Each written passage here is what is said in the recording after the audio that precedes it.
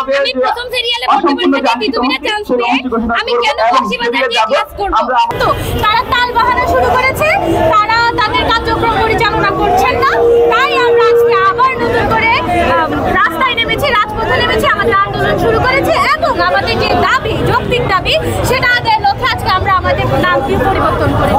বিশ্ববিদ্যালয় এই যে প্রেক্ষাপট, এই প্রেক্ষাপটেই তিতুমি বিশ্ববিদ্যালয় আন্দোলন হচ্ছে এবং সেই প্রেক্ষাপট নিয়ে আজকে আপনারা দেখতে পেয়েছেন যে তিতুমি কলেজের শিক্ষার্থীরা তারা পরিবর্তনের বিশ্বাসী এবং তারা পরিবর্তন করতে পারে এবং তারা যে পরিবর্তন করিয়েছে সেটা অবশ্যই অবশ্যই ইতিহাস, ঐতিহ্য সব কিছুই গৌরব ধারণ করে।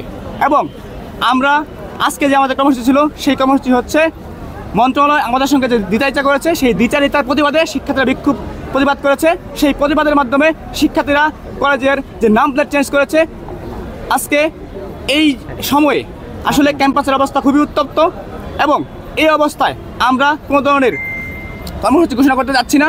আমরা অফিসিয়াল প্রেস ব্রিফিংয়ের মাধ্যমে আগামী বৃহস্পতিবার 9 তারিখ আমরা প্রেস ব্রিফিংয়ের মাধ্যমে আমাদের পরবর্তী কর্মসূচি জানিয়ে দেবো।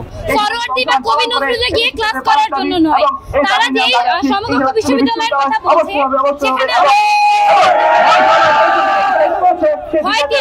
হয় ফরওয়ার্ডিতে গিয়ে নয়তো কবি নজরুলে গিয়ে আমি প্রথম সারির একজন এখন আমরা আমাদের আমি প্রথম সিরিয়ালে ভর্তি পরীক্ষাতে বিদুবিনা চান্স পেয়ে আমি কেন বক্সিবাজার দিয়ে ক্লাস করব? আমি কেন সদরঘাট দিয়ে ক্লাস করব? আমরা চাই না যে আমরা আমাদের নিজেদের পরিচয় ব্যতীত অন্য কারো পরিচয়ে পরিচিত হইতে। অধিভুক্তি কথাটার সাথেই হচ্ছে স্বৈরাচার কথাটা জড়িত। অধিভুক্তি কথাটা হচ্ছে শেখ হাসিনার থেকে দেওয়া। আমরা কারো অধিভুক্তি থাকতে চাই না, আমরা স্বতন্ত্র চাই, আমরা আমাদের একক বিশ্ববিদ্যালয় চাই, আমরা ঢাবির পরিচয় চাই না, আমরা সেন্ট্রাল পরিচয় চাই না, আমরা